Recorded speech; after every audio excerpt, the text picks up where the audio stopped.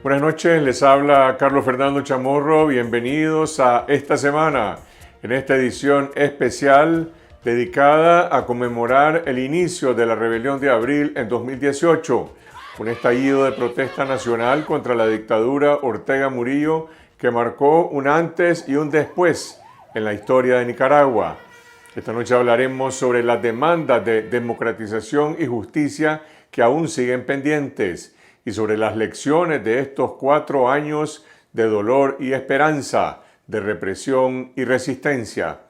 Gracias por sintonizarnos a través de nuestro canal de video en YouTube Confidencial Nica, que ya tiene más de 354,000 suscriptores para seguir derrotando la censura televisiva.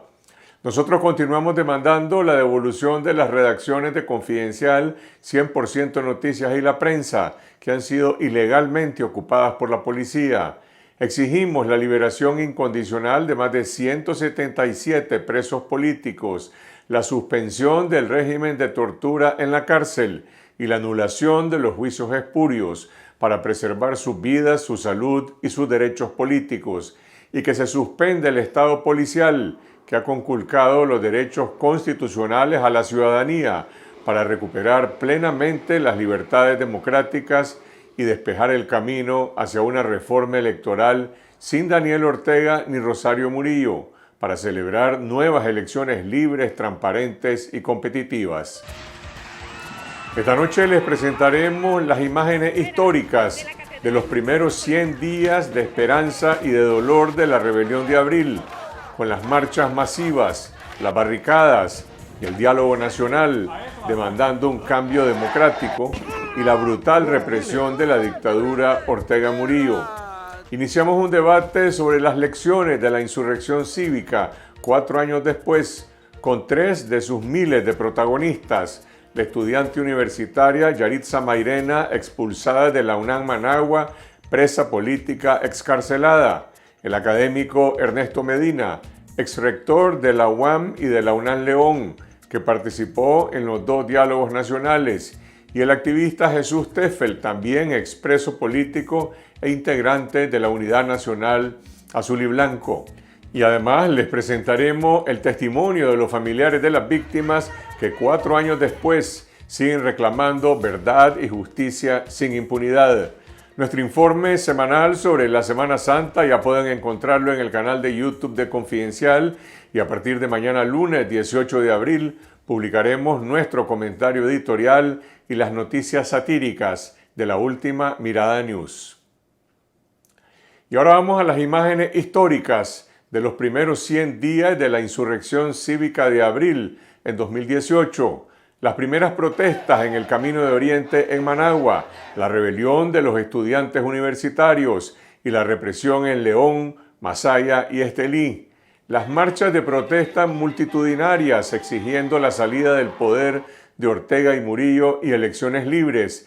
El primer diálogo nacional, las barricadas en las ciudades y los tranques en las carreteras, hasta la fatídica operación limpieza ejecutada por policías y paramilitares en junio y julio, que dejó decenas de muertos, centenares de heridos en Managua, Masaya, Carazo, Chontales y Estelí, provocando centenares de presos políticos y el exilio masivo de miles de nicaragüenses. Veamos esta producción del equipo de esta semana sobre los primeros 100 días de la rebelión de abril en 2018.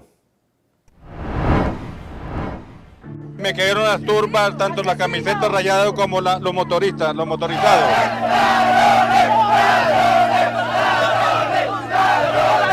Me agarraron como 20, me agarraron una de las cámaras, pum, me la quitaron y me dieron con palos, aquí, ya me la rajaron. Están llegando los antimotines en este momento. Quiera. Los antimotines nos están replegando con piedra, vamos. Nos manifestamos en contra del abuso de poder que este gobierno está ejerciendo sobre la sociedad, sobre los estudiantes. A mi hermano lo mataron como un perro. ¿Y ahora quiénes son los culpables? Minúsculos grupos quienes atentan contra la paz y el desarrollo parecen vampiros reclamando sangre para nutrir sus agendas políticas. Afuera de la catedral metropolitana.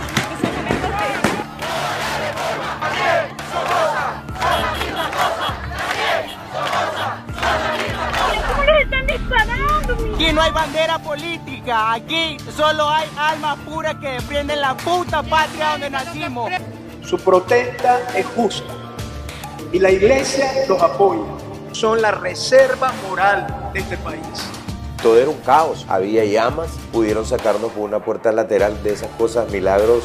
Y la pared de lo que es el cajero de Banpro totalmente destruida. Y no nos vamos a dar por vencidos, porque nosotros somos Nicaragua y no nos vamos a dejar. Quieren destruir la imagen de esta Nicaragua buena.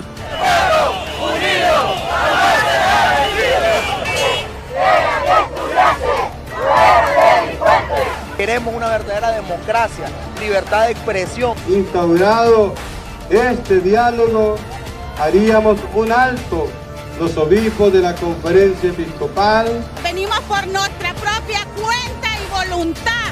Aquí nadie nos paga, aquí nosotros estamos luchando para que se vaya este gobernante. ¡Pueblo, únete! ¡Pueblo, únete! Ese bandido que me lo disparó, me le dio otro balazo aquí para rematar. Yo responsabilizo primeramente a la pareja presidencial que dio orden. Pedimos que ahorita mismo ordene el cese a esos ataques, represión y asesinatos de las fuerzas paramilitares. Valerio López Managua, Gerson Alexander Flores Managua, José Daniel Sánchez Managua. Y la policía tiene orden de no. Y esa orden aquí, yo se la ratifico a la policía. Cuidado una bala cuando la bala ahí nomás. Y me fijo, y cuando ya le miré el balazo al niño.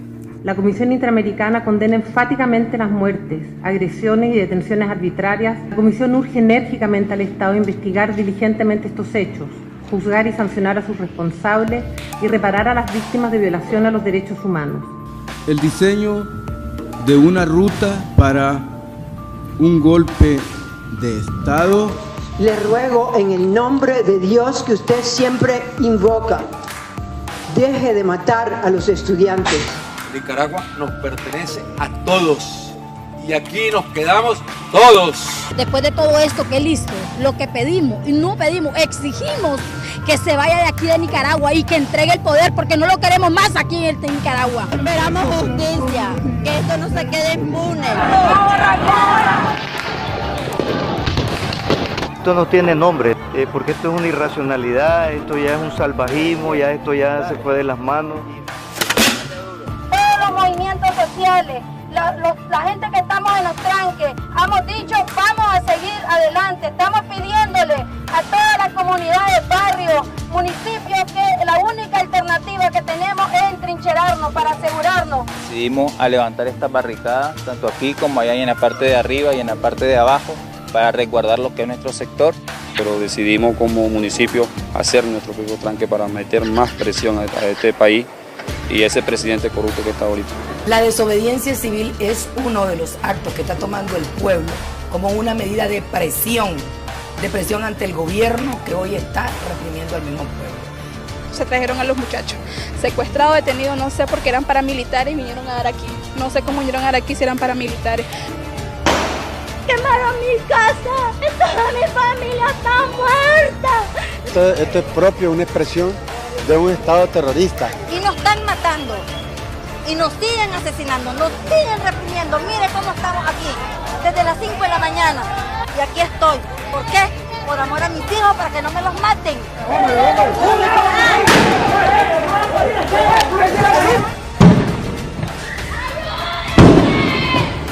Quiero recordar uno de los mandamientos de la ley de Dios.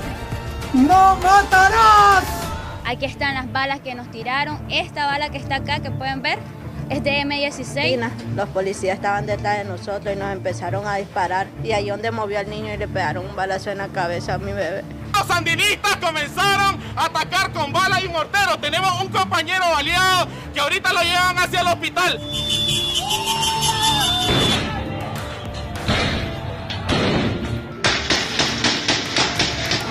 Pero están siendo asediados y empujados por simpatizantes del Frente Sandinista. Han sacado machetes y parece que quieren golpear. Nunca habíamos visto en Nicaragua situaciones así. Necesitamos ayuda, intervención de alguien que nos ayude. ¡Mamá! ¡Mamá, perdóname! Salí a defender mi patria. Te amo, ¿oíste? Ver morir a un joven con un balazo en la cabeza, un dolor muy grande. Este repliegue hoy se lo dedicamos a la lucha por la paz en Nicaragua. ¡Nos están matando!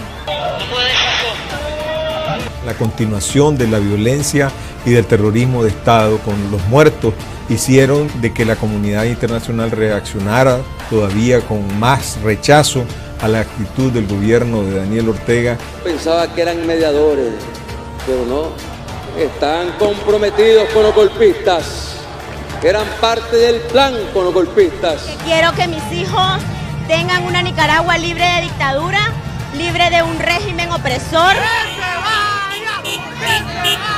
¡Daniel! ¡Somoza! ¡Son la misma cosa! Yo era sandinista y ahora lo odio con todo mi corazón. Y de que se van, se van. Aquí estamos en las calles y vamos a seguir. Lo que hay es una normalización. Ya basta, no pueden seguir haciendo esto con la juventud, que el costo que la juventud está pagando únicamente para pedir un país mejor. Hoy son 100 días de protestas continuas, son 100 días de que Nicaragua se levantó en protesta. Comenzó con el problema de la reforma del INS y ahora nosotros estamos protestando por la libertad de Nicaragua, buscando democracia, buscando justicia.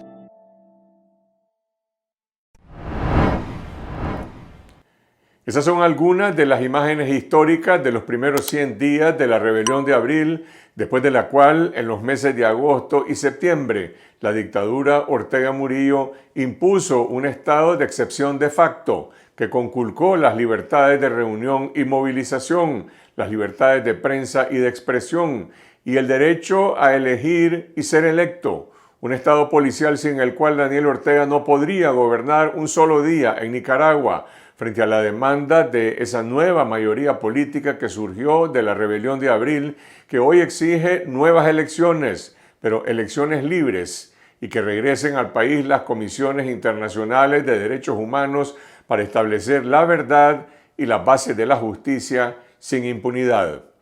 Continuamos con Yaritza Mairena, Jesús Teffel y Ernesto Medina para hablar sobre las lecciones de la rebelión de abril 4 años después. Confidencial, 25 años investigando y contando la verdad, la política, la economía y la sociedad. La aspiración de un país con democracia, prosperidad y justicia. La corrupción, la pobreza y la violencia. Los temas que afectan e interesan a todos los nicaragüenses. Revelamos la verdad que otros ocultan. Fiscalizamos el poder. Promovemos el debate público. Hacemos periodismo independiente. Por una ciudadanía crítica y mejor informada. Contá con nosotros. Estamos cada vez más cerca de vos. Nunca podrán confiscar la verdad. Confidencial. Conectados con la verdad. Y ahora vamos al debate sobre las lecciones de la insurrección cívica 4 años después. Conversamos con 3 de los miles de protagonistas de este gran movimiento autoconvocado azul y blanco, que nació sin líderes ni organización y marcó un antes y un después en la historia de Nicaragua.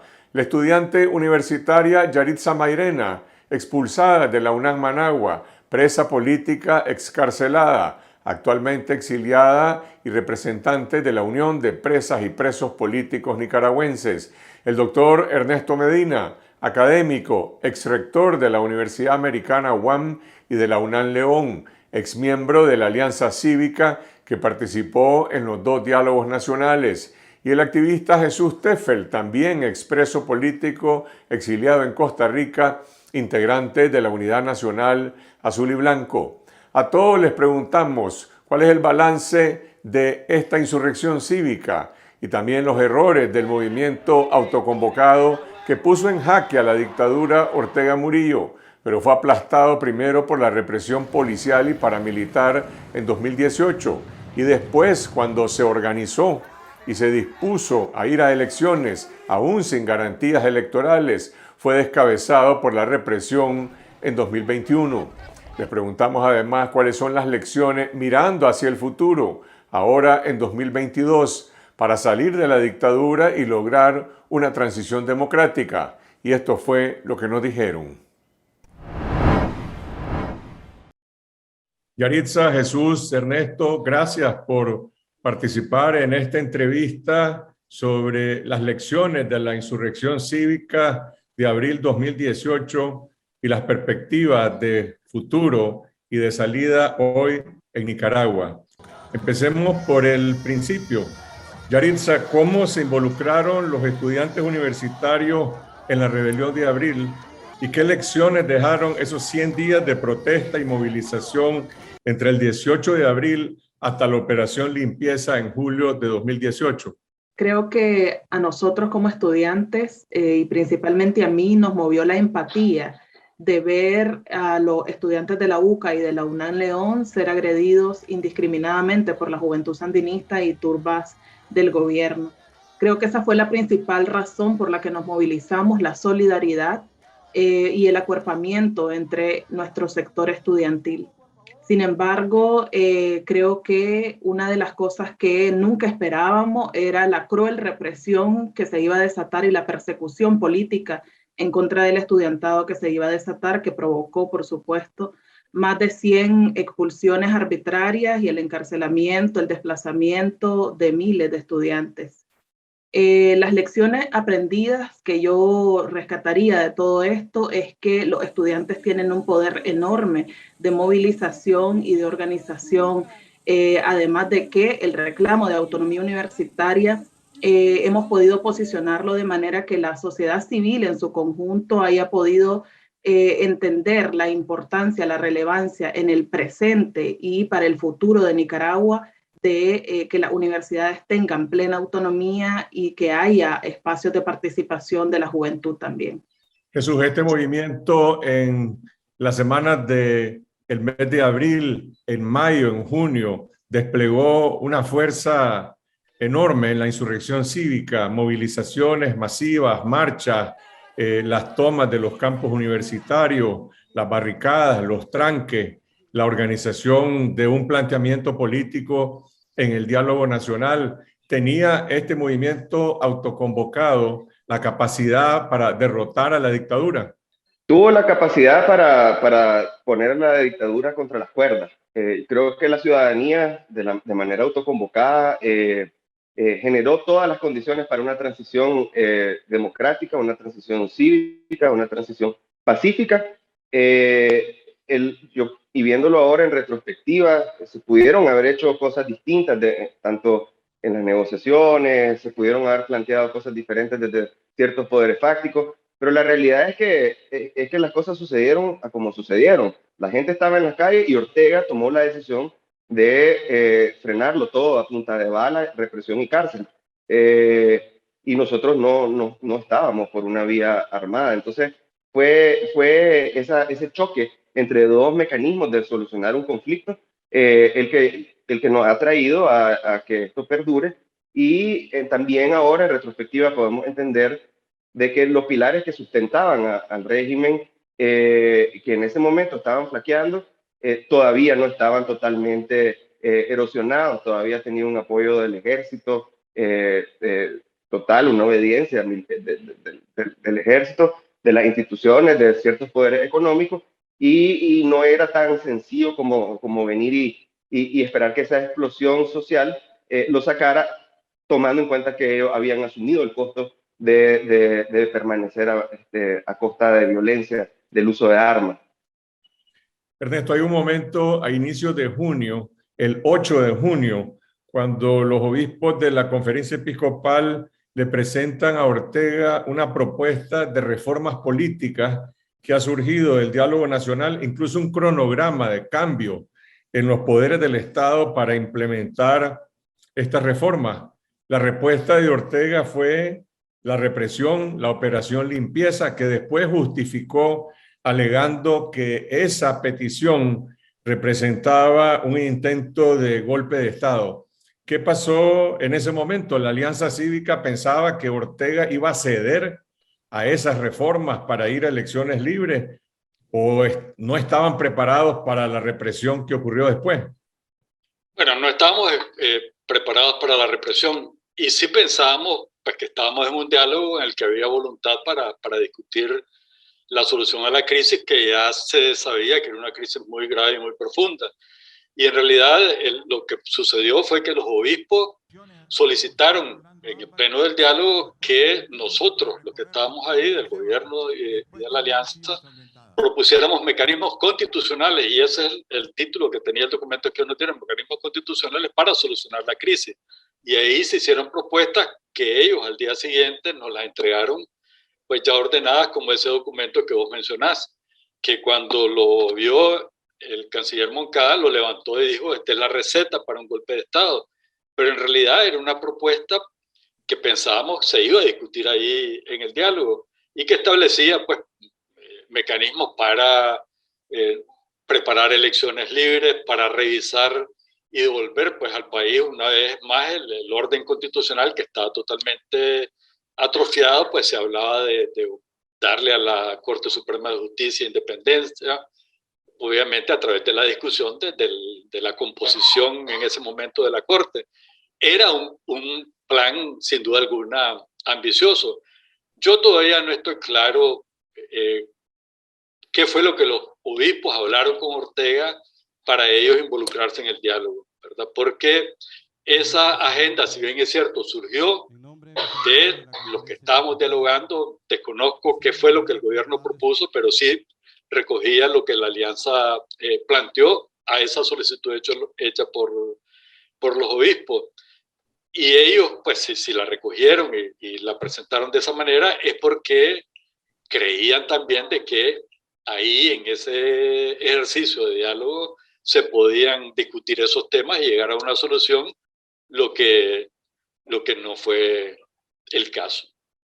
Ahora, este movimiento tan diverso en el que estaban presentes los estudiantes universitarios, el movimiento campesino, autoconvocados, con una representación a nivel nacional, incluso los gremios del sector empresarial, tenía una conducción política. ¿En qué momento se pierde la iniciativa que este movimiento tiene? Dice Jesús, tenía contra las cuerdas a la dictadura y a partir de determinado momento la dictadura desata toda la represión. Mira, no había ninguna, y esa composición tan extraña que, como bien lo señala, se debió a que la intención era tener un diálogo sectorial. A nosotros, cuando nos invitaron al padre Idiáquez y a mí para ser parte de la representación académica en el diálogo, lo que nos pidieron fue una propuesta de agenda del sector universitario, y lo mismo se le planteó a los otros grupos. Luego nosotros el mismo día nos reunimos, preguntamos que si había disposición para ir a un diálogo sectorial y pues unánimemente se dijo que no, pero la intención era tener un diálogo sectorial, y tan es así que nosotros ni siquiera nos conocíamos. Pues yo conocía a algunas de las personas, pero nunca habíamos trabajado juntos, pues con Azalia Solís, con Sandra Ramos, y nunca habíamos trabajado. Hasta ese momento comenzamos a darnos a la tarea de hablar y ver de qué pensaban ellos. O sea, no había una conducción. Pero los estudiantes atrincherados, Yaritza, o el movimiento autoconvocado, que no estaban en ese diálogo, que estaban en las calles o que estaban en las universidades, tenían la creencia de que era posible derrocar a la dictadura en esa movilización en las calles. Sí, en ese momento creo que el pueblo en las calles tenía, digamos, puesta su esperanza en que mantener la lucha cívica y pacífica iba a terminar con la dictadura. Creo que uno de los mayores errores que se cometió en ese momento fue la falta de diálogo entre las personas que estaban, digamos, en las trincheras, en los tranques, y la Alianza Cívica, que en ese momento era nuestra representación en el diálogo nacional. Esa falta de diálogo, digamos, de las perspectivas y de las estrategias que nosotros estábamos visibilizando, fue lo que no permitió una acción coordinada o acciones coordinadas para aumentar la presión en contra del régimen y terminar con las instituciones que todavía tenía controlado el régimen en ese momento, como el ejército y la policía. Y también creo yo que hubo una falta de coordinación a nivel internacional. Es decir, con toda la presión que teníamos dentro, a lo interno en Nicaragua, no se pudo, digamos, accionar a la misma vez en el plano internacional con una urgencia y con la contundencia que ameritaba en ese momento la crisis en Nicaragua. Lo que dice Yaritza Jesús, en ese momento de máxima presión nacional hay una ausencia de presión internacional. Ciertamente vino a Nicaragua la Comisión Interamericana de Derechos Humanos y fue fundamental para documentar la represión, pero la dictadura no se sentía con la presión, por ejemplo, que tiene hoy, 4 años después. Correcto. Eso es uno de los problemas que hemos enfrentado, la sincronización de las presiones. Han habido presión de movilización social en su momento más álgido, ha habido como hoy la mayor presión internacional, pero no han estado sincronizadas. Y es natural. La diplomacia, todas estas presiones de la comunidad internacional ocurren a través del convencimiento de los tomadores de decisión de otros gobiernos, a través de los canales diplomáticos, que queramos o no, son lentos.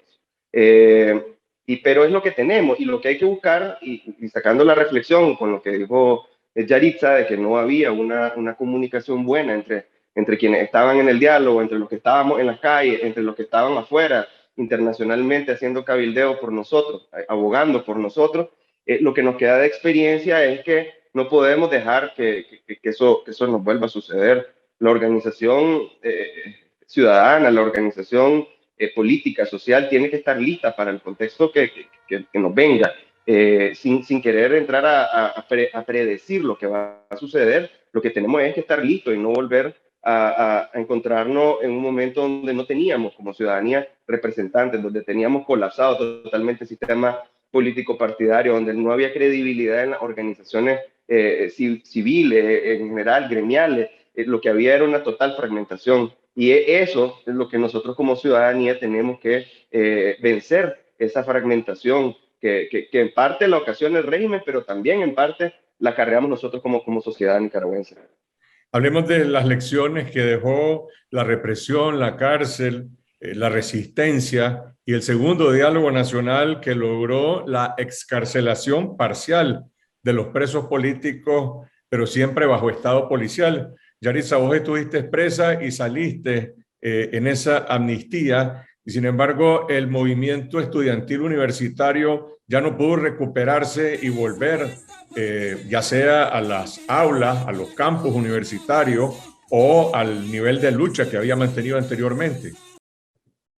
Sí, ya en ese momento, en el 2019, teníamos claro que la represión había, digamos, terminado con la presión en las calles que teníamos en el 2018. Y nos tocó, digamos, pasar a otro proceso de organización que es importantísimo y clave, que es el diálogo entre la misma oposición para reconfigurar la presión interna. Y en ese momento creo que fue sustancial el establecimiento del Consejo Político de la Unidad Nacional Azul y Blanco y las coordinaciones que se tuvo con la Alianza Cívica en ese momento, además del surgimiento y la relevancia que tuvieron otros movimientos de sociedad civil en la conformación de estas estrategias políticas, en esta nueva fase, digamos, de organización y de impulso o de manifestación cívica. En ese momento, Jesús, cuando el movimiento autoconvocado adquiere esas formas organizativas, la de la UNAP, bueno, el movimiento campesino que tenía su propia organización, por otro lado, los estudiantes y la Alianza Cívica, ¿qué es lo que se proponen? La resistencia, mantener la resistencia cívica o desde entonces decide hay que ir a elecciones aún sin condiciones electorales. No, en ese momento el debate no era electoral sobre las elecciones. Todavía había una creencia firme en que podíamos, a través de recobrar la resistencia, las calles, la protesta, ejercer presión para un cambio más radical, o al menos para tener garantía de que se iban a hacer cambios, para que si nos tocaba llegar a las elecciones, ya íbamos a llegar en condiciones muy diferentes a las que llegamos. Realmente nosotros, Comunidad Nacional, en ese momento, lo recuerdo muy bien, convocamos a marchas frustradas, marchas donde desde tempranas horas de la mañana la capital estaba totalmente militarizada, con el estado policíaco, con todas las entradas de la ciudad trancadas, donde incluso en una de esas marchas que convocamos nosotros,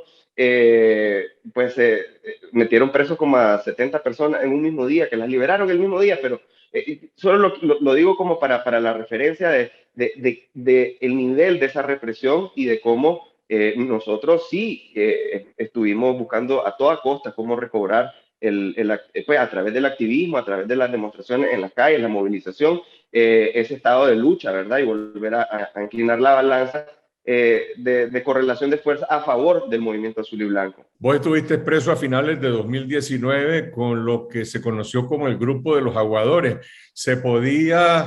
¿Era viable relanzar la resistencia cívica bajo esas condiciones de estado policial? Incluso posteriormente vino la pandemia de la COVID-19, que estableció una suerte de parálisis en las organizaciones, en la capacidad de comunicación de la población y también de la oposición. Ya cuando a mí me meten preso en el 2019, realmente la lucha ya no era posible como de inundar las calles nuevamente. Estábamos más que todo haciendo protestas por la liberación de los presos políticos. O sea, ya teníamos un sinnúmero de presos acumulados luego de la liberación después de la amnistía, y realmente en ese tiempo esa era la prioridad. Ya realmente no se veía la posibilidad de una protesta masiva.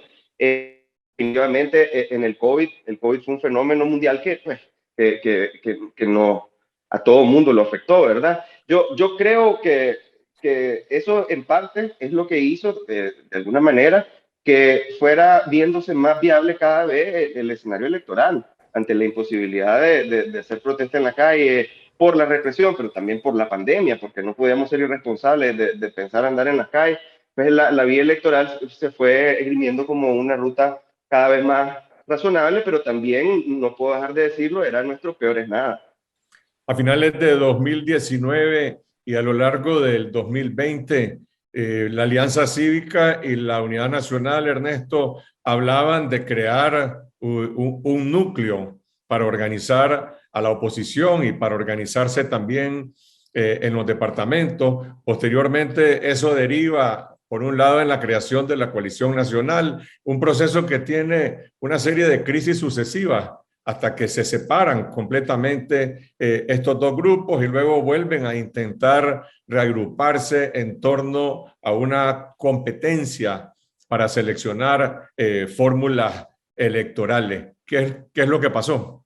Yo creo que ahí se cometieron varios errores. Recordemos que primero ya había habido un intento de unidad que llevó a la conformación de la Unidad Nacional Azul y Blanca, en la que participó la Alianza Cívica, cuando la Alianza pues un poco se dio cuenta de que no podía seguir limitando su actuación a ser un dialogante, que tenía que asumir un papel político más claro, y fue cuando se decidió dar el paso de formar la Alianza Cívica, que por culpa de la Unidad Azul y Blanco, que por culpa de la Alianza en gran medida pues no logró consolidarse.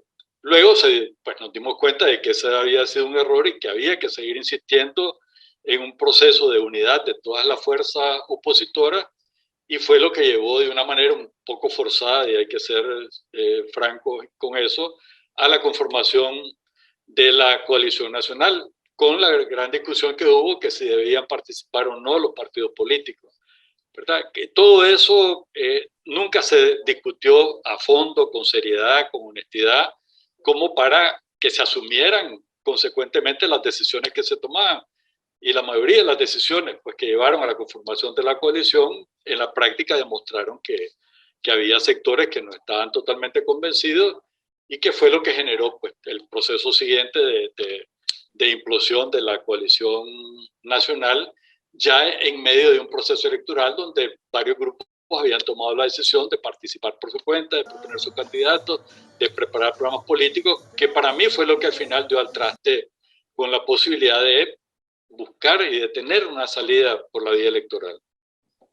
Ahora, ¿qué fue lo que pasó en 2021, Yaritza? Hay un divorcio entre la resistencia cívica y la opción electoral. Cuando la mayoría de los grupos deciden ir al proceso electoral aún sin garantías ni condiciones, a final de cuentas, el régimen termina liquidando a partidos políticos, liquidando no solamente a los precandidatos presidenciales, sino a todos los líderes cívicos y políticos. ¿Estaba la oposición confiando de que era posible ir a ese proceso electoral o estaban preparados para una represión de ese tipo? Ya desde el 2020, de hecho, se había presentado una ruptura o otra ruptura en el diálogo entre las bases de la ciudadanía organizada y las grandes esferas, ¿no?, de la oposición.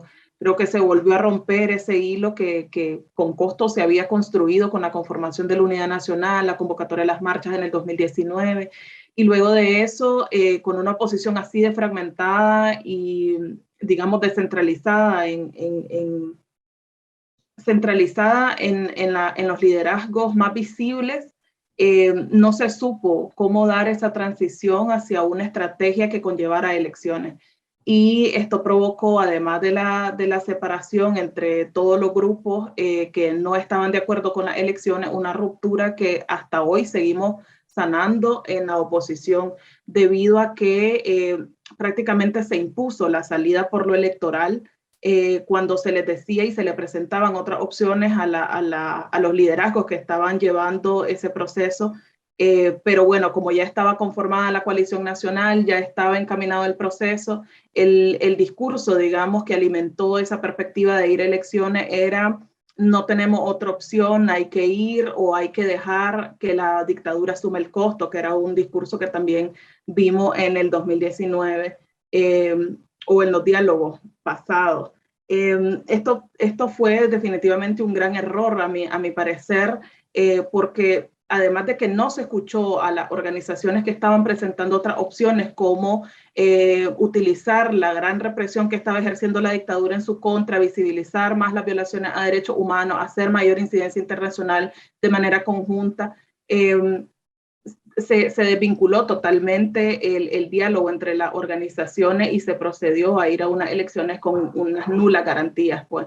Que al final terminó en lo que ya conocemos, ¿verdad? O sea, la nula participación de la oposición sin oportunidad alguna de, digamos, al menos participar y con costo pudimos observar el proceso electoral por medio de las organizaciones que se encargaron de esto como urna abierta.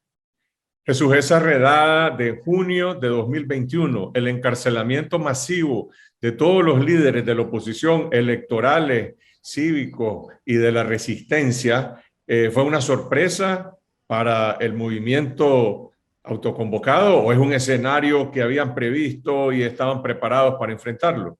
Era un escenario previsto, pero obviamente el que esperábamos que no se cumpliera. Nosotros, al menos al interno de la Unidad Nacional, sabíamos que esto era una de las cosas que Ortega podía hacer, y es más, analizando la tendencia que Ortega había venido demostrando para resolver los problemas, que siempre con represión, siempre con violencia, pues sabíamos que habían probabilidades altas de que todo el mundo preso, todo el mundo exiliado, todo cerrado. Es así. Nosotros le llamamos el escenario de la clausura total.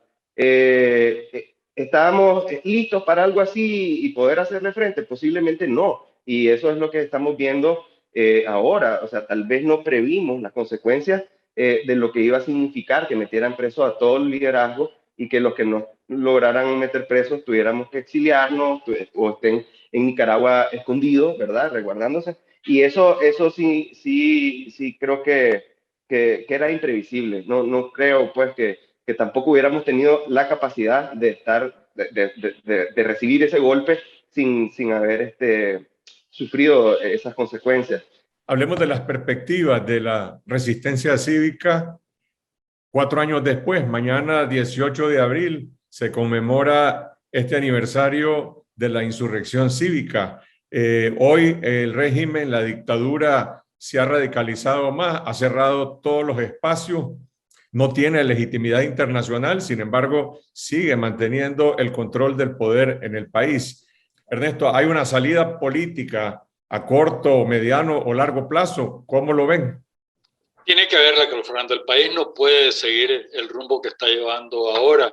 Y si bien es cierto, como decís, Ortega pues ha consolidado su poder con el control total, también la gente ha dado muestras de que no se resigna a seguir viviendo de esa manera. Pues lo demostró el día de las elecciones de noviembre del año pasado, y con esta protesta silenciosa que vemos todos los días. Yo creo que ahora la gran responsabilidad está en manos de la oposición. O sea, si la oposición no tiene el coraje, la honestidad de asumir la responsabilidad que tiene ahora de poner las posiciones que nos siguen dividiendo, obviamente el futuro es complicado. Pero si logramos estructurar pues una oposición con una estrategia clara que logre entusiasmar a la gente y que la gente sienta pues, que tiene un liderazgo responsable con ideas claras, yo creo que se puede comenzar un nuevo movimiento que terminará dando al traste con Ortega. Yaritza, pero ¿dónde está la oposición hoy? Muchos líderes están en la cárcel, condenados, muchos otros están en el exilio, y en Nicaragua hay un estado policial bajo el cual no hay expresiones políticas, ni siquiera cívicas, para confrontar a la dictadura. ¿Dónde está la oposición? Precisamente en este momento creo que estamos en una nueva fase de lucha en donde la oposición debe reconfigurarse y crear nuevas estrategias. Ya no partiendo del contexto que teníamos anteriormente y tratando, digamos, de tener otra perspectiva sobre los errores que hemos cometido.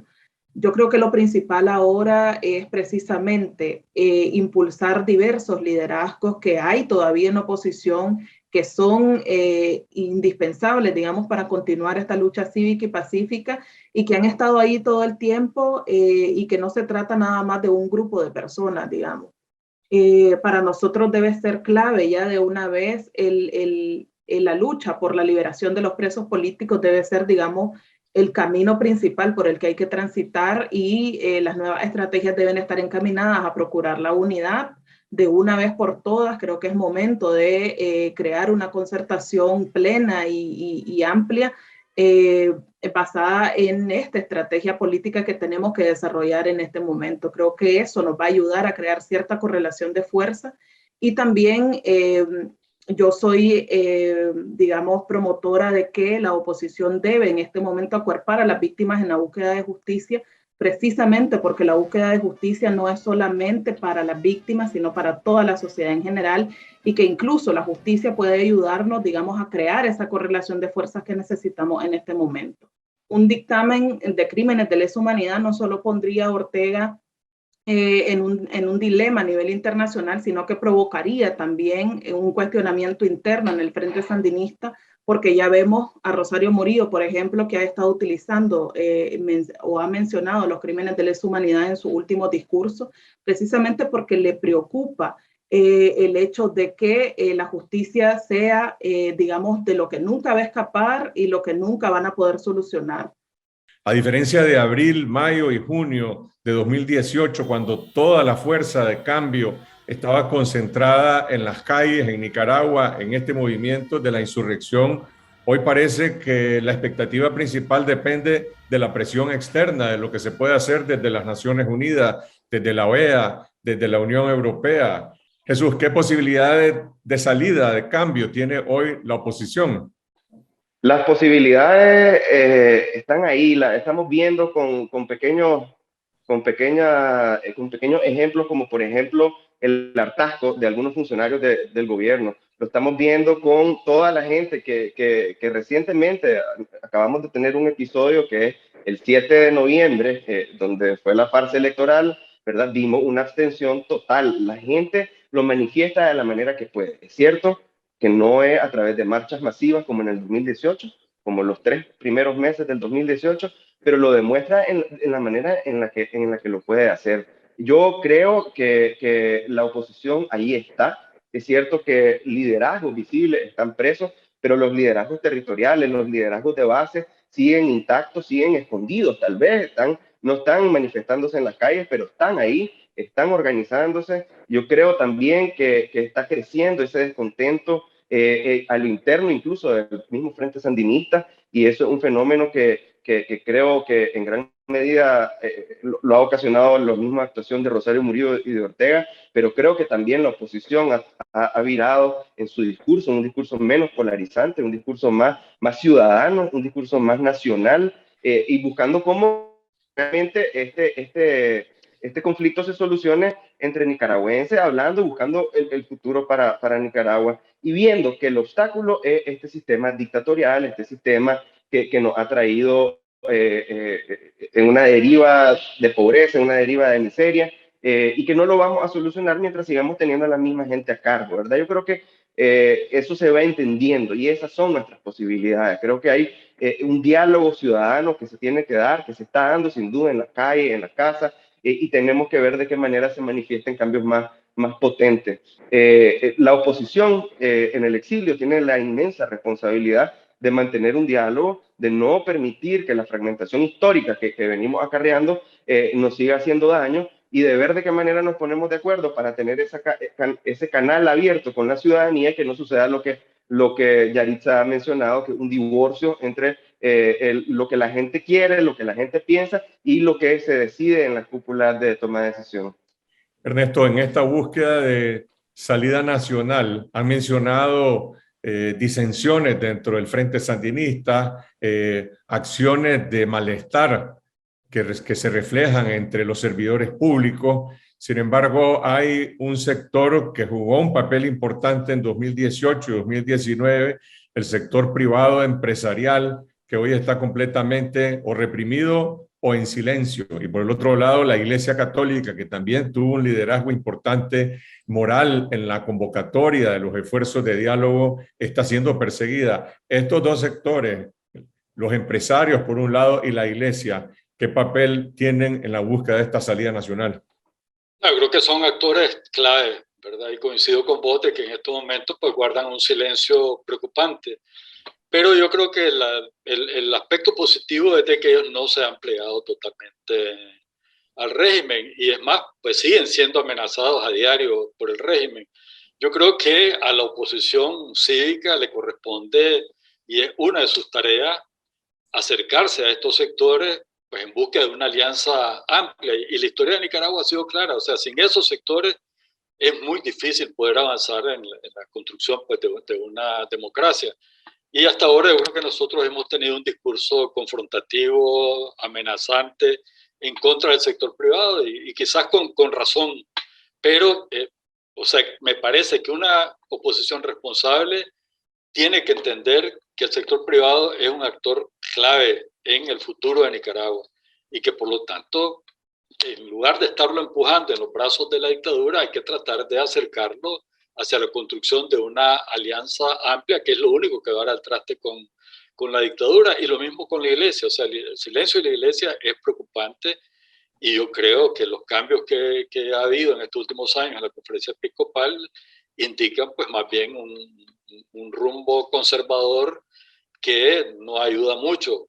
Pero sin embargo yo creo que la Iglesia, que somos nosotros, ¿verdad?, queremos que se juegue un papel más activo, y nos corresponde a nosotros como feligreses, como católicos o miembros de las iglesias protestantes, tratar de que nuestros pastores, los obispos, en el caso de los católicos, jueguen un papel más activo al lado del pueblo en la búsqueda pues, de un nuevo camino hacia la esperanza. ¿Qué representa hoy la rebelión de abril, Jesús? Representa que hay una mayoría política que quiere salir de Ortega y que va a buscar, y como ya lo demostró en abril, maneras de seguirse manifestando, maneras de exigir justicia, libertad, democracia, los cambios que Nicaragua necesita. Es un mensaje que nos cala y que tiene que perdurar y que nos obliga a seguir trabajando hasta cumplir esas demandas. Yaritza. Para mí, Abril en este momento significa la búsqueda de la justicia plena, esa justicia que va a transformar el sistema político, social, cultural y económico de Nicaragua que hemos venido arrastrando durante tanto tiempo y que tanto daño ha hecho. Y creo que Abril representa esa oportunidad para cambiarlo. Doctor Medina. Para mí, Abril significa que el pueblo de Nicaragua quiere vivir en paz, en democracia, con justicia, y que quiere ser protagonista de su propia historia. Eso es lo que dicen Yaritza Mairena, Ernesto Medina y Jesús Teffel sobre las lecciones de la rebelión de abril en una conversación nacional que continúa mañana lunes 18 de abril en Nicaragua y en el exilio, y en la que también nosotros publicaremos nuestra opinión editorial. Continuamos con el testimonio de los familiares de las víctimas. Migrantes nicaragüenses de ayer. En el país de Nicaragua no hay nada que hacer, entonces buscamos Costa Rica a ir a coger café. Y de hoy. Realmente uno viene a trabajar, a buscar trabajo por necesidad, pues allá. Nicaragüenses desplazados por la crisis. Me vi obligada a movilizarme hacia este país. Sus historias. Estar en la Antártida ha sido una experiencia bastante satisfactoria y más visitar la Antártida como investigador es muy especial. Sus logros. La campeona que soy ahorita no es porque me fue fácil. Sus retos. Teníamos clases donde nuestros maestros eran americanos que no sabían hablar ni un poquito de español y era frustrante. Sus aportes. Somos nosotras las mujeres migrantes hablando sobre historias de mujeres migrantes. El espacio que retrata y destaca a la migración nicaragüense.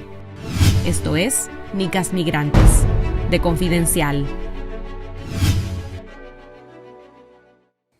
Y ahora los dejamos con el testimonio de algunos de los familiares de las víctimas que se han visto obligados a salir al exilio. Alejandra Padilla nos cuenta la historia de su demanda de verdad y justicia sin impunidad.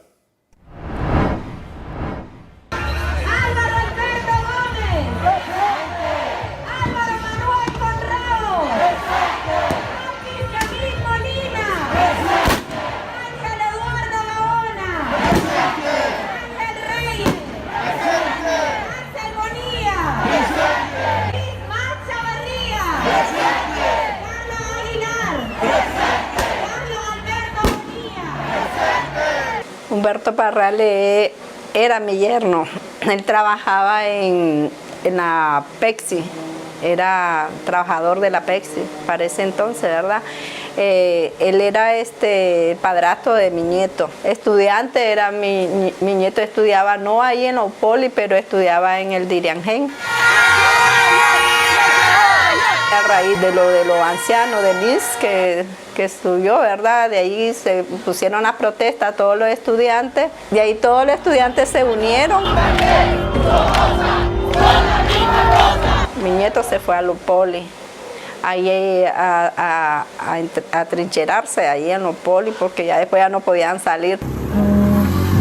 El 16 de mayo de 2018, a las 10 de la noche, Humberto Parrales y su esposa fueron en moto a la Upoli para saber cómo se encontraba Noel, de 19 años. Encontraron a mi nieto que estaba mal del estómago, entonces él dijo que no aguantaba porque no había pastilla ahí, no había medicamento en Upoli. Entonces le dijo que le diera para ir a comprar. Humberto, Noel y un sobrino de nombre Hansel salieron en moto a buscar una farmacia. En el trayecto de regreso fueron embestidos por un taxi y el conductor los denunció con paramilitares que asediaban la zona. Hansel logró huir, pero Humberto fue asesinado de un disparo y Noel falleció de 2 infartos provocados por una fuerte descarga eléctrica. Por exigir justicia, Sofía fue víctima de asedio y amenazas por parte del gobierno, teniendo que exiliarse en Costa Rica. Yo me vine en diciembre de 2018. Yo ya no me pude ir porque mi hermano me dijo de que no te vengas, aquí está peligroso. Yo cuando vine aquí a Costa Rica fue muy duro y todavía la estamos pasando duro. Aquí los 3 años que yo tengo, 4 años ya que tengo a estar aquí, yo no he trabajado a decir que voy a tener un trabajo fijo. No he podido trabajar. En cambio en Nicaragua yo trabajaba. La comida es cara, el apartamento es caro. Y nos cuesta porque incluso mis hijos se vinieron y costó que hallaran trabajo.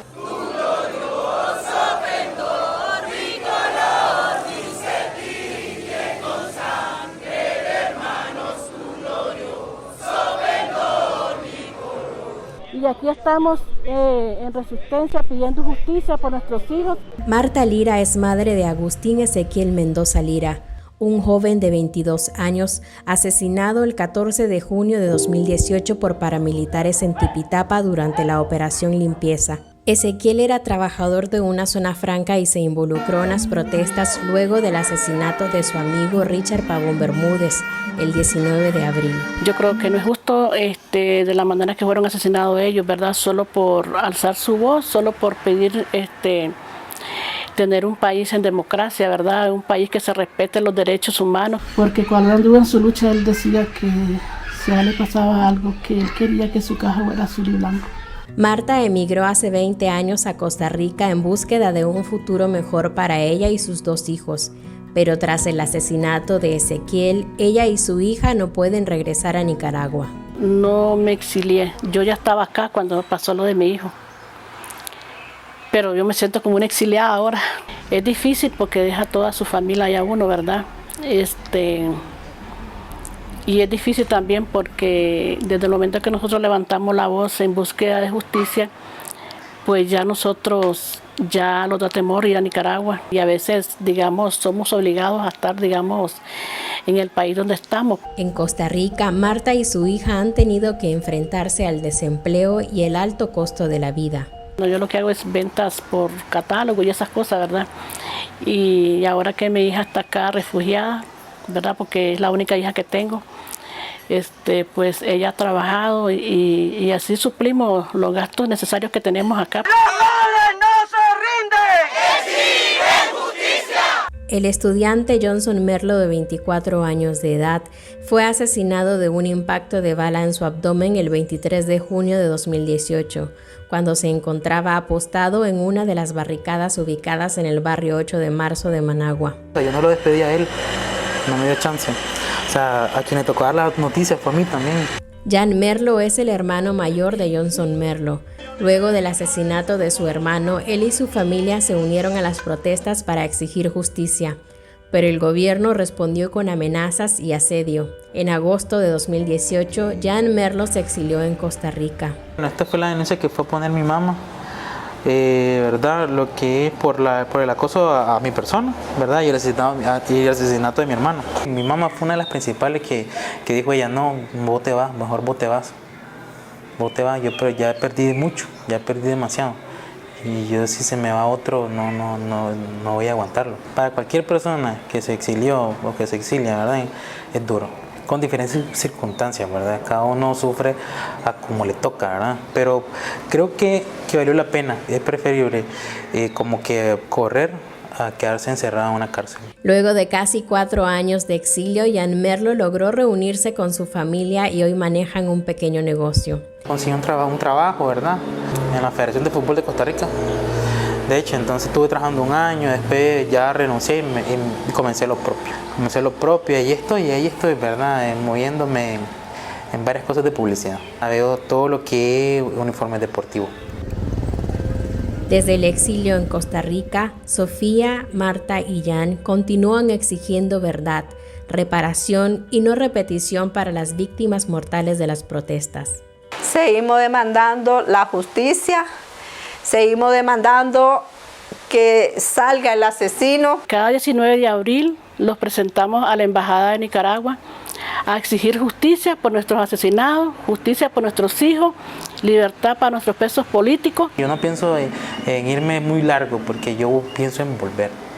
Yo pienso volver porque yo sé que va a haber justicia. Así llegamos al final de esta edición especial de esta semana. Recuerden que nuestro informe semanal sobre la Semana Santa ya está en línea en el canal de Confidencial en YouTube y mañana lunes 18 de abril estarán en línea nuestro comentario editorial y las noticias satíricas de la Última Mirada News. Y si aún no lo han hecho, suscríbanse a nuestro canal de video en YouTube Confidencial Nica para seguir derrotando la censura televisiva en Costa Rica, en Nicaragua, en Estados Unidos y Canadá, en España, en Europa y en América Latina. Síganos en Twitter a lo largo de la semana y los invito a suscribirse de forma gratuita al canal de Telegram de Confidencial para recibir todos los días nuestras alertas noticiosas. Regresamos el próximo miércoles en Esta Noche con Cindy Regidor, siempre a las 8 de la noche. Buenas noches.